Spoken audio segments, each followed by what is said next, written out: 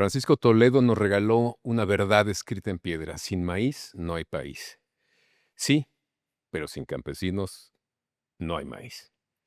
Hace unos días presenciamos una protesta rural como no había ocurrido. Campesinos y transportistas bloquearon carreteras y aduanas para protestar por la falta de seguridad, la urgencia de precios justos en sus cosechas y modificar el marco regulatorio de lo que tiene que ver con el agua.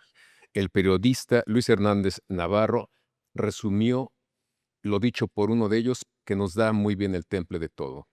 Conviene más ser viejo que ser productor agrícola, porque reciben a través de producción para el bienestar 14,000 pesos al año. Un anciano recibe, o una persona mayor recibe poco más de 40,000 al año. Esto es el pulso de la jornada y me da mucho gusto que esté con nosotros Luis Hernández Navarro. Gracias, Luis. Gracias a ti, Javier. Un gusto estar contigo aquí nuevamente y con tu auditorio. No, pues es necesario tocar estos temas que son tus temas. Digo, tú siempre tienes así como el mirador en muchas cosas, pero el tema del campo es realmente, a mí me sorprendió mucho. Sí, desde principios de octubre hemos visto una serie de sucesivas oleadas de inconformidad, ¿no? Alrededor de los precios de los productos agrícolas, pero que tienen como trasfondo una crítica muy fuerte a la política agropecuaria y a la forma en la que se enganchó la agricultura mexicana al Tratado de Libre Comercio, pero también se han expresado problemas de inseguridad Claro. y no solamente con los transportistas, la situación en el campo es muy complicada. ¿Cómo le llaman? Impuesto de piso o El pago el pago de del piso. piso, ¿no? Y pues, lo vemos con los limoneros, con los aguacateros en Michoacán, Así es. con el control de las cuencas de agua por parte del crimen organizado, las zonas irrigadas. Y lo vemos también con la famosa ley del agua, ¿no? Que ha provocado fenómenos que eran difíciles de imaginar en algún momento, como encontrarnos a San Lázaro rodeado de tractores, ¿no? En la Ciudad de Inédito. México, Exacto. ni siquiera son tractores grandotes, son tractores pequeñitos, ¿no? Sí, los afectados. Directamente los afectados, así es. Pero sí es no había ocurrido, ¿verdad, Luis? Hace mucho tiempo. Yo creo que han habido ciclos de protesta rural en distintos momentos. No me voy a ir a la prehistoria, pero en la década de los 80 del siglo pasado, ¿no? Ujú. Hubieron muchas movilizaciones en Chihuahua, Sonora, Sinaloa, Chiapas, por precios de garantía. En aquel entonces Ujú. había una certidumbre del productor de que iba a recibir un pago por su cosecha. La establecía el Estado muchas veces era quien comercializaba a través de Conasupo esa producción, y peleaban porque se les aumentara ese precio de garantía. Y hubieron bloqueos, pero eran sobre todo movilizaciones regionales, vamos a decirlo así, Mm. no nacionales. Luego fue muy importante cuando llegó Echeverría y se abrió el campo a la importación masiva de maíz y de otros productos agrícolas que venían a competir en condiciones de desigualdad, ¿no? Claro. Inequitativas absolutamente. Hubo una gran movilización hacia la Ciudad de México que el presidente Salinas no dejó llegar, y hubo una negociación. Y luego hubieron protestas importantes como las del el Barzón, recordemos cuando se Claro, evaluó el peso claro. y vino la crisis de la deuda, ¿no? Este, los agricultores afectados por sus deudas también protestaron, y eso tuvo un carácter más nacional, ¿no? Pero muy localizado a una franja de agricultores medios y acomodados. Y luego lo que fue el famoso movimiento El campo no aguanta más en 2003 hasta 2006, que finalmente terminó como el campo no aguantó más, porque hubo una negociación que no terminó, pero desde entonces no veíamos estas expresiones de inconformidad como las que estamos viendo ahora. Bueno, Se habían producido protestas en sí. Tamaulipas con los Pero eran orgueros, focos rojos, nos estaban eh, advirtiendo que algo no, exactamente, que no se quisieron escuchar a tiempo. pues, tremendo, ¿no? Es tremendo porque hay un problema de fondo, digamos, detrás de todas estas expresiones de descontento. La primera es la forma en la que se construyó el modelo agrícola mexicano a partir del TLC, ¿no? Que Sí. fue muy claro, o sea, eh, el maíz no tenía que haber entrado en el Trato de Libre Comercio, es la columna vertebral de la producción campesina. Es una producción simbólica, o sea, no es cualquier producto. No, claro, en otros lugares se los dan de comer a los animales, nosotros nos los comemos nosotros, ¿no? Así es, así es. De mil formas, la dieta T, de tacos, tlacoyos, tortillas, topos, Sí. tostadas, y más, es infinita, ¿no?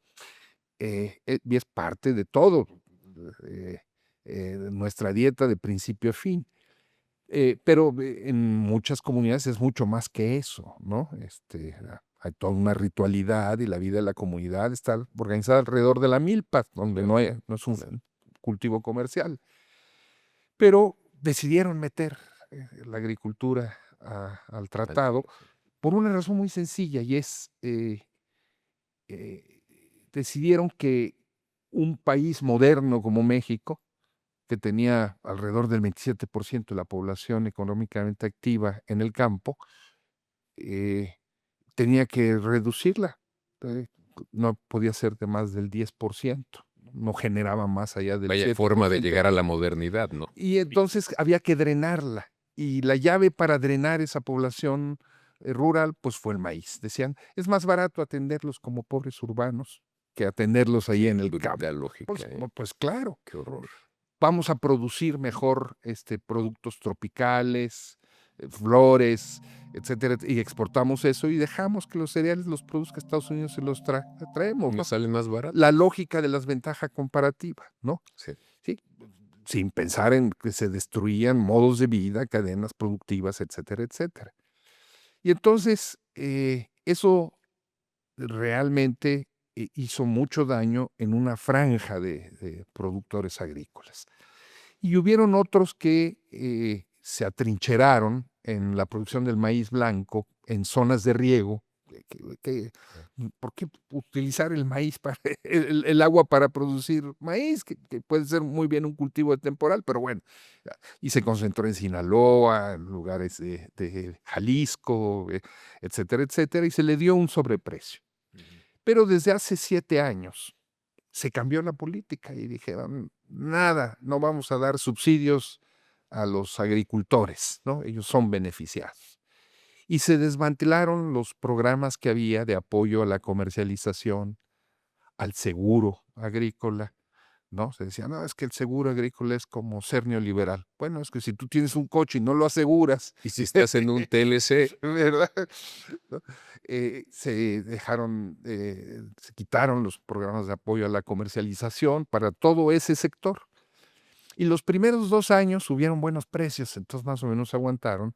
Y la gente tiene sus cochinitos, tiene sus reservas, sí, claro. pero ya se acabaron, ¿no? Y entonces esto explotó en forma, ¿no? Entonces vemos estas grandes expresiones de descontento pidiendo que se paguen más por cosecha, ¿no? Porque además, dentro de la reestructuración de este modelo agrícola, bueno, pues ahora tenemos que son 2 grandes harineras, ¿no? Un duopolio, Minsa y Maseca, las que nos llevan las tortillas que nos comemos a nuestra mesa, ¿no? Que fijan los precios, Literalmente, que son ¿no? 4 pesos en promedio por kilo. Ahora por kilo, así es lo que están ¿Y en cuánto haciendo. lo venden? En 27, 28 pesos, ¿no? ¿Qué horror? Literal, ¿no? Entonces, todo este descontento, pues, comienza a expresarse de muchas maneras y se complica con otros factores, como veíamos, que es esta famosa ley del agua, ¿no? Ajá. que metió en la incertidumbre. No hay actividad humana probablemente productiva más incierta que la agricultura, porque un campesino, un agricultor, pues a lo mejor sabe cuándo va a sembrar, pero no sabe si va a caer una plaga, no sabe si va a haber sequía, no sabe si se va a inundar, Así es. no sabe cómo va a estar el precio cuando coseche. Es una actividad por naturaleza incierta. De alto Entonces, riesgo eh, es necesario, y así sucede en la Unión Europea, así sucede en Japón con y el con otra arroz. tecnología, claro. El Estado interviene para dar certidumbre, ¿no? Y en Japón, perdón, hay una cultura respecto al arroz de protegerlo. Así es, El así es. gobierno, eso no lo pone a negociación y es un comerciante internacional fantástico, Así pero es. eso no. Efectivamente. Y los japoneses en todo el mundo consumen arroz cultivado en Japón. Nada Así de que es. sale más barato. Mucho más caro y pagan por ese arroz, lo que vale, ¿no? Así es. Bueno, pues, Estados Unidos tiene, una cantidad de subsidios agrícolas a partir de lo que llaman su famosa Farm Bill, ¿no? Ujú. Una política quinquenal de planeación económica que transfiere una cantidad multimillonaria de subsidios no solo a los agricultores, sino a las grandes empresas estilo Cargill, ¿no? Por ejemplo, eh, que genera grandes excedentes que luego son obligados a adquirir en otros países, ¿no? De maíz, de soya, de sorgo, etcétera, etcétera. eh, Porque como lo dijo un político estadounidense, más o menos en la década de los 60, dice, la comida es un arma, ¿no? Y estamos en guerra y hay que utilizar esa arma. Eso como que se nos olvida, ¿no? Así es. Sobre todo cuando tenemos los problemas que tenemos hoy en día con Trump, ¿no? Así Y es. dependemos como dependemos, ¿no? Y cómo se ha venido dependiendo cada vez más en la importación de granos básicos y oleaginosas, más del 40% las traemos y las traemos sobre todo de Estados Unidos. ¿Y qué pasa si de repente Estados Unidos decide que ya no nos quiere vender esa comida, o que nos la va a vender más cara? Lo que No, diga ahora solamente es para consumo nuestro, ¿por qué no podemos vender? Ya no hay literal, y tanta. no, y nos quedamos colgados de la brocha. Pues claro que la comida es un arma, ¿no? Claro que es un arma. Pero también se debería pensar aquí como un arma defensiva, ¿no? Por supuesto. ¿No? A mí me sorprende que, bueno, en este gobierno hay gente cercana, hay empresarios cercanos al gobierno y una funcionaria pública tiene que ver con una de estas harineras. ¿Cómo puedes trazar una política pública con esos intereses tan No, contrapuestos? hay claramente un conflicto de interés. Hay un conflicto de Por interés, supuesto, como lo hay con el señor que, es el dueño de su carne, ¿no? que es otro caso, Que es otro caso, que ¿no? fue el único que pudo importar, ¿verdad? Así es, ganado, ¿no? En plena crisis por el famoso gusano barrenador, ¿no? Que cerró las fronteras de Estados Unidos del ganado mexicano, ¿no? Así es. Provocando grandes pérdidas a los ganaderos nacionales, y él sí puede importar ganado de Nicaragua, que es de donde viene la plaga del gusano barrenador, ¿no? Así es, así es. Literal, ¿no? Ya tuvieron que decretar la emergencia hasta ahorita, pero Hasta ahorita. mientras ya lo Ya después trajo. de que nos cerró la frontera de Estados Unidos, nos metió, o Claro. sea, pues, claro, Claro, pero digamos, este modelo, que se puso en marcha, y todavía seguían diciendo, es que es un modelo muy exitoso porque genera, un superávit, ¿no?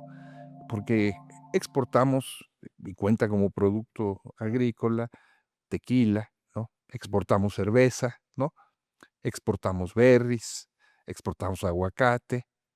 Pues sí, pero lo que estamos haciendo es exportando el agua que no hay en Estados Unidos. O sea, como hay una gran sequía en la zona de California, eh, empresas como Driscoll que producen los famosos blueberries o las frambuesas, eh, eh, bueno, las mismas fresas, se trasladaron a México, al Valle de San Quintín, a Michoacán, Y en Michoacán, esas zonas que antes producían maíz, ahora están produciendo moras, ¿no? Sí.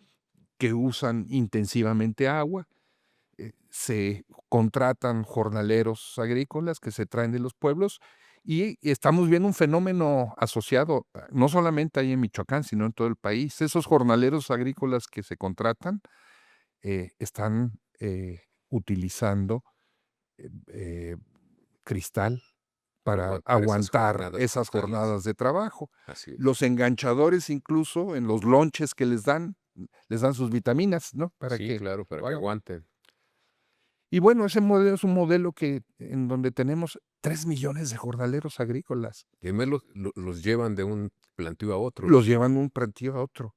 Pero esos 3 millones nos recuerdan a el famoso libro de John Kenneth Turner de México Bárbaro, no pierden nada, o sea, ¿no? No pierden nada, exactamente. Las familias enteras allí, los niños sin ir a las escuelas, trabajando 10, 12 horas diarias, sin días de descanso, sin vacaciones, por supuesto, sin seguridad social, sin atención médica, viviendo en unas cuarterías tremendas, sin agua, ¿no? Ahí está el agua, regando los cultivos y ellos tienen que comprar el agua y almacenarla en unos tambos, ¿no? En situaciones casi de semiesclavitud, y la Secretaría del Trabajo y los inspectores, pues bien, gracias, No, eso no porque existe. generamos Pero ese es un demos gran más. modelo, nos lo presentan como Oye, esto es como un el modelo. discurso de Salinas, ¿no? Se va a generar riqueza y va a permear hacia las clases populares, y nunca Claro, permea, nunca permean, ¿no? se queda. Sí, Por eso la así, desigualdad se sigue eje, agudizando. tal cual, ¿no? Entonces, pues hay una crisis efectivamente de ese modelo agrícola en distintos niveles, en el de la sobreexplotación de estos jornaleros, en el de los agricultores medios y más acomodados que son excedentarios, que tienen que competir en condiciones de desigualdad absoluta, pues con las exportaciones gringas, ¿no?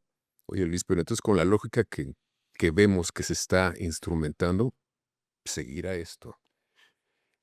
Pues esperemos que no, esperemos que esta Vamos por el TLC, gran con las con el condiciones tema, que nos digan. claro, pues sí, Buscaremos generar riqueza al precio que sea, y tendremos dentro de la estructura gubernamental empresarios con conflicto de intereses, porque van a estar pagando a 4 pesos el kilo de harina y lo van a vender a 25. y ese TLC, además, ni siquiera ha sido respetado por Trump en el caso Ese agrícola. es otro No, tema. no solamente aluminio y hierro y los tractocamiones, etcétera, etcétera, sino que cerró las fronteras, como veíamos, para el ganado, Ujú. y al tomate mexicano le puso un precio de compra que es más alto, ¿no? Pues, su precio piso, que es una especie de arancel, ¿no? Totalmente. Literalmente, a pesar de tener el TLC. Pero sí, efectivamente, estamos en una situación muy complicada, ¿no? Perdiendo nuestra capacidad para producir la comida que nos comemos, ¿no? Y generando un enorme encordio, una gran descontento en gente que es la que nos da de comer. Oye, pero el descontento puede crecer. Está creciendo, no es, por supuesto, y lo más fácil es inventar que se trata de fuerzas extrañas.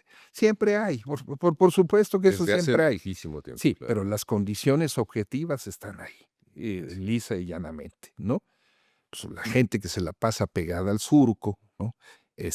Que vive en esas condiciones de incertidumbre de los que platicábamos, ¿no? Y que de repente ve cómo sus ingresos se achican cada día y que Así es. al levantar su cosecha, pues, los industriales les pagan lo que se les da la gana, ¿no? Y no hay Estado que obligue y siente a esos industriales a otro tipo de trato. Bueno, pues, ¿cómo no se van a enojar? ¿Cómo no van a estar molestos, no? Híjole, pero es bien complicado, porque es una zona, como tú dices, es la zona que nos alimenta, Claro, la que nos da rumbo, la que finca, digamos, o le da sentido a esa frase que se repite por todas partes de que sin maíz no hay país. Pero como tú decías hace un momento, y sin agricultores tampoco hay maíz. O sea, Sí, es, claro. este, Sí, no salen así de la ¿no? nada, ¿verdad? Es muy importante el maíz que producen los campesinos, de autosuficiencia. Sí, Es muy importante, la conservación que hacen de semillas, originales, así es. nuestras, ¿no? Autóctonas. Eso es muy importante, Pero no es pero suficiente. esos campesinos no son excedentarios. Así es. Es muy importante la milpa, ¿no? Esta asociación del maíz con la calabaza, el frijol, El chile. que conserva los suelos, que alimenta, pero esa no es una producción excedentaria, o sea, Así que se pueden meter al mercado, que pueda, llegar de otra manera. Hay que, encontrar políticas de fomento, ¿no? Que estimulen esa productividad, ¿no? Eh, o sea, y por políticas de fomento estoy hablando de crédito, que haya acceso al crédito, que no tengan que depender del crimen organizado para que les presten para sus créditos de avío o refaccionarios, ¿no? Que haya, seguro, que les garantice que si hay algún siniestro no van a perder todo, ¿no? Que haya apoyos a la comercialización, ¿no? Eh, bueno, la Conasupo se deshizo de todas sus bodegas y ahora, pues, las bodegas están en manos de intermediarios voraces, ¿no? Entonces, hace falta un vuelco efectivamente en la política, agropecuaria en el país. Luis Hernández Navarro, para que el país crezca, para que se generen empleos, se tiene que invertir en ese sector. Y el sector del campo es un sector indispensable y puede ser explosivo por lo que nos has estado refiriendo, viendo el contexto y la historia reciente sobre todo. Entonces, ¿qué se podría hacer? ¿Y qué crees que no se va a hacer? Porque, por ejemplo, en términos de crecimiento, pasamos, según los datos del Banco de México, de tener un crecimiento del 6,6% esperado a pasar a un 3%. Se proyecta que crezcamos, creo que al más del 2%, lo cual es bastante utópico desde mi punto Claro. de vista. Pero si esas son nuestras expectativas, ¿de dónde va a salir el recurso para inyectarla a estos sectores tan deprimidos? A ver, hay una cosa que a mí me parece importante, Javier, y es, que de repente, se habla de que las organizaciones campesinas y sus representantes son todos corruptos, O de otros partidos. ¿no? Sí, pero resulta también al mismo tiempo que, para poder sobrevivir en un mercado donde hay tiburones, ¿no? Los campesinos necesitan asociarse entre sí para adquirir economías de escala. Necesitan formar cooperativas Sí, o claro. empresas sociales, ¿no? Para poder, acopiar su producción y en lugar de vender en poquitos, vender en volúmenes grandes que les permitan una mejor negociación, Así es. ¿no? Para poder tener asistencia técnica, Ujú. para poder tener infraestructura también, bodegas, etcétera, etcétera. Un campesino solo no puede tener una gran bodega, puede tener un silo, Así es. pero, un grupo de campesinos grande asociado, pues puede tener bodegas. Bueno, se decretó que todas esas organizaciones son corruptas y no hay, apoyos para esas organizaciones, literal, ¿no? Los apoyos, y se remarca una y otra vez, son a los productores en lo individual, ¿no? Oye, no, No, es que perdón, ni eso te conviene, no te va no, a alcanzar nunca. no necesitas, crear, economías de escala, Claro. necesitas, permitir que la gente se asocie y apoyar esos procesos de asociación, ¿no? Es que la economía de nicho va a tener resultados de No, nicho, o sea, y claro, va a ¿no? desaparecer porque ya no va a funcionar. Veamos, por ejemplo, no nos lo comemos, pero nos lo bebemos, el café, Ujú. ¿no? México llegó a ser el cuarto o el quinto, productor de café en el mundo. Hoy es el décimo o el onceavo lugar. O sea, la producción de café se ha venido cayendo, mientras que países como Vietnam, que no producían café, Ya están. pues el segundo lugar, ¿no? Después de Brasil, si no estoy mal, y si no, ese es el tercero, ¿no? Pero ahí están vendiendo sus cafés, ¿no? Y nosotros somos ejemplares en lo que se refiere a la producción de café orgánico. Y durante muchos años se desarrollaron aquí empresas sociales muy exitosas, impulsadas por las propias organizaciones, por sacerdotes de la teología de la liberación, organizaciones como USIRI, la Unión de Comunidades Indígenas del Istmo, que incursionaron en los mercados europeos con mucho éxito. Bueno, esos apoyos se acabaron para esas organizaciones, ¿no? Porque son corruptos. Claro, todos son potencialmente corruptos, ¿no? Bueno, ahí tienes un montón de experiencia previa, ¿no? Es una experiencia que viene desde mediados de los 80s, que, insisto, ha creado marcas propias y las ha logrado comercializar en Europa, en Estados Unidos. Ya no existe, pero durante un tiempo, por ejemplo, varias organizaciones tuvieron una marca de café en Estados Unidos que se llamaba Aztec Harvest, ¿no? La cosecha azteca, ¿no? Es que los aztecas sembraban café, pero bueno, así se llamaba. Pero esa marca era adquirida, por ejemplo, por la marca de helados Ben& Jerry's y la anunciaba Carlos Santana, Sí. ¿no? Eh, pero al mismo tiempo hablamos ya de la experiencia de Usiri, todas las prácticas de comercio justo. Los zapatistas han desarrollado una exportación de café a Estados Unidos, a Europa, muy exitosa, vamos a decirlo Hay una así. demanda de café orgánico, además. Claro, claro, claro, porque el café orgánico no es solo que la planta crezca, no, es el manejo de sombras, es el manejo de suelos, requiere mucho trabajo. Ese café orgánico además es amigable con los pájaros, ¿no? Y con la vegetación que hay alrededor. Bueno, eh, pero eso no se puede resolver productor por productor, eso se tiene que resolver en forma, o sea, el café se tiene que beneficiar, se tiene que industrializar, ¿no? Sí. Hay todo un proceso, ¿no? Y un productor que tiene 2 hectáreas o que tiene 3 hectáreas, pues no lo puede hacer, ¿no?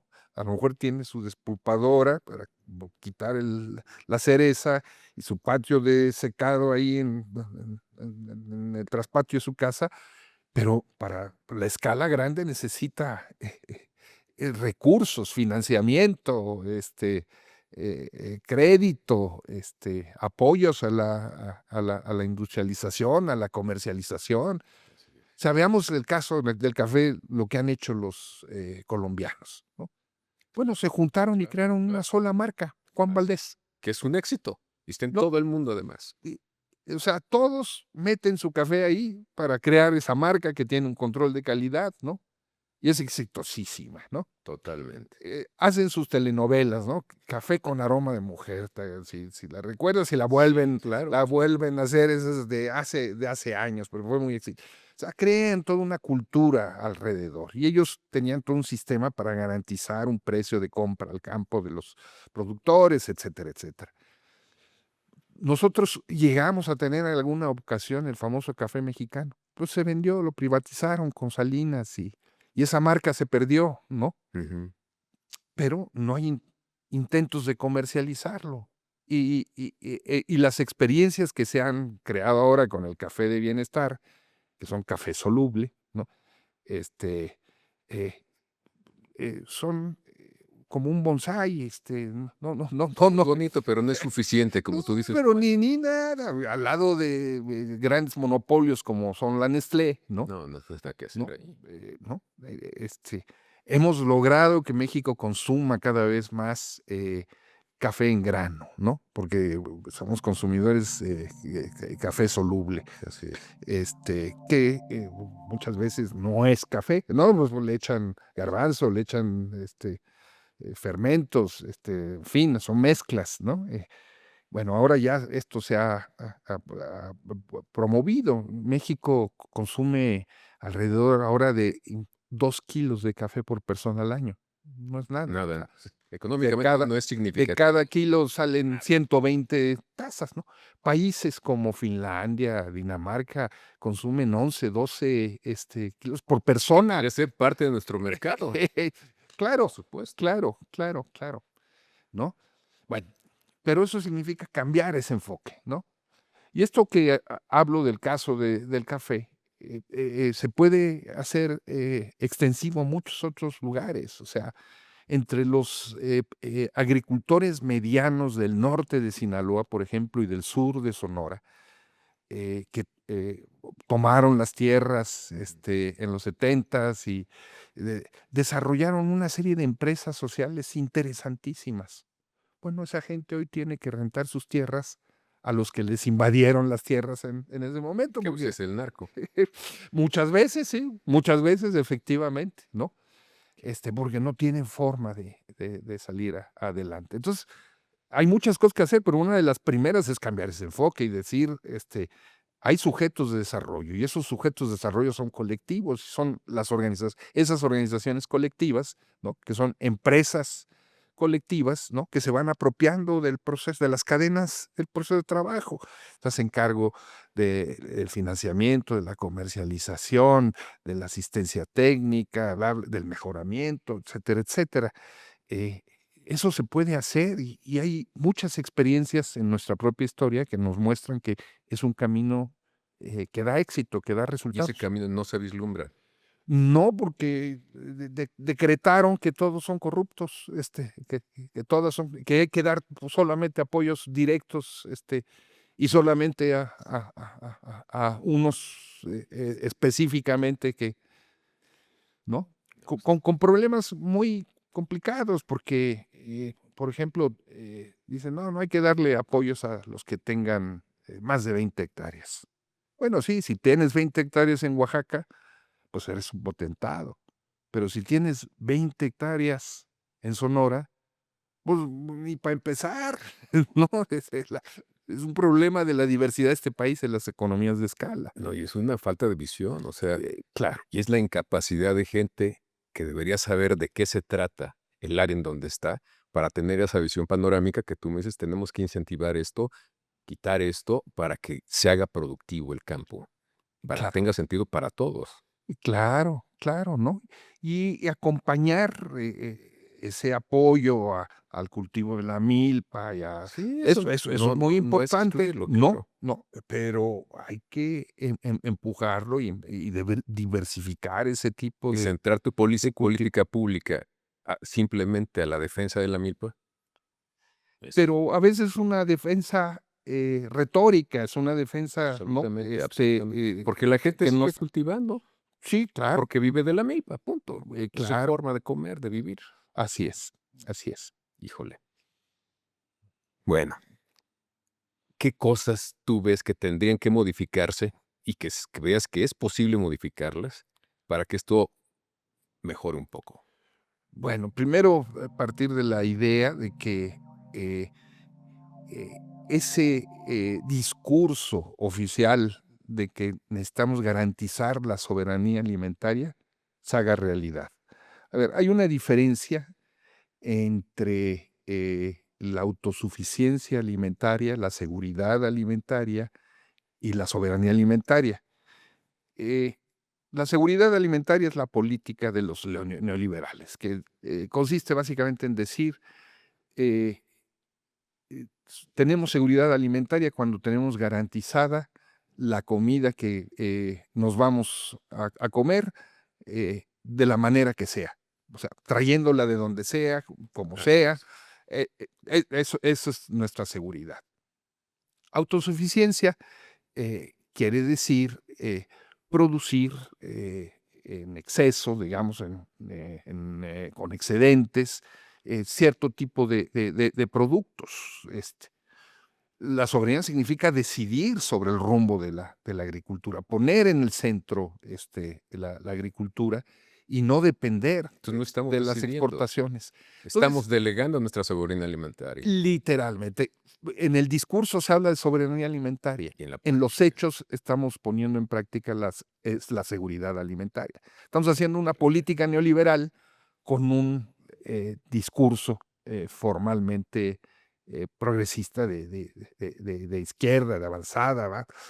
Entonces, hagamos realidad la soberanía. Entonces, ¿qué significa hacer realidad la soberanía?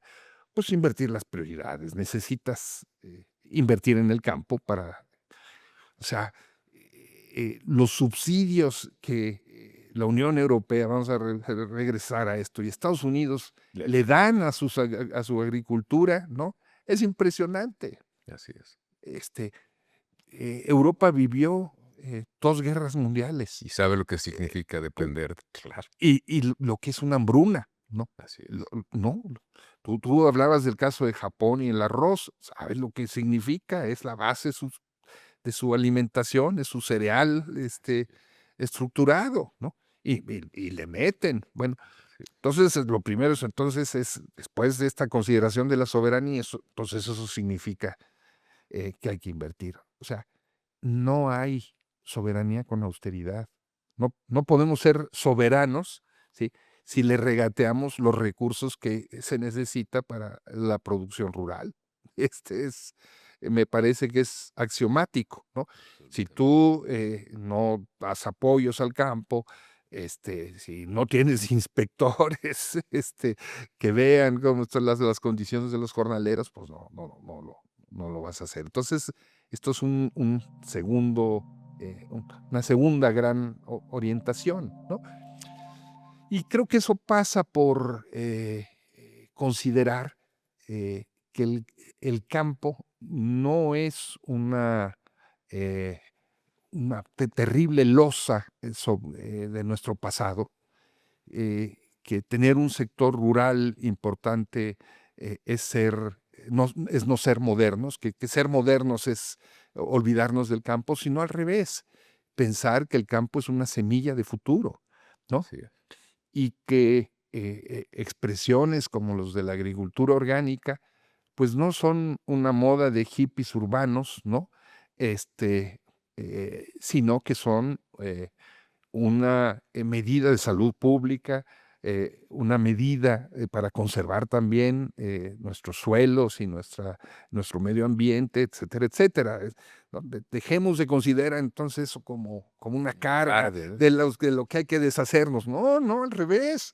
Estamos invirtiendo en nuestro futuro fíjate que la al comida hacerlo. orgánica es un caso, ¿eh?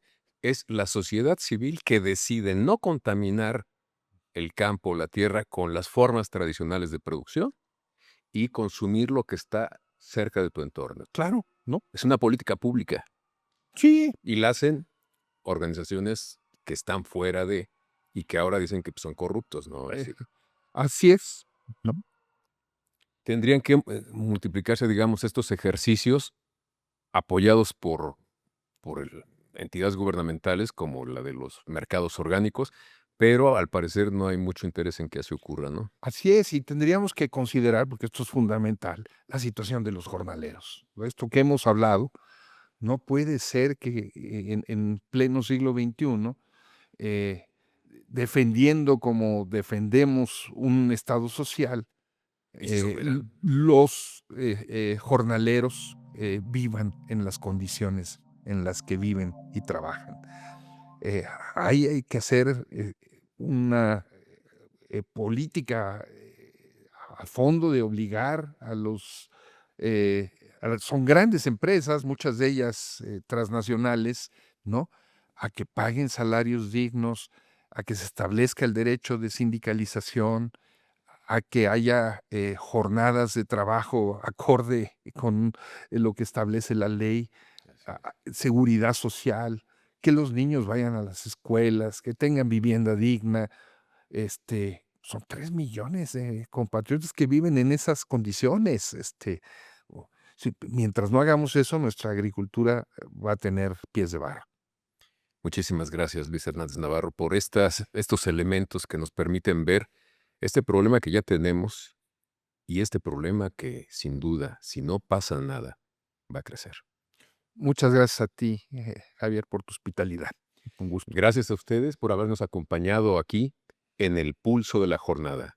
Soy Javier Aranda Luna y los esperamos la próxima semana. Recuerde también que nos puede seguir en todas las redes sociales como @lajornadaonline.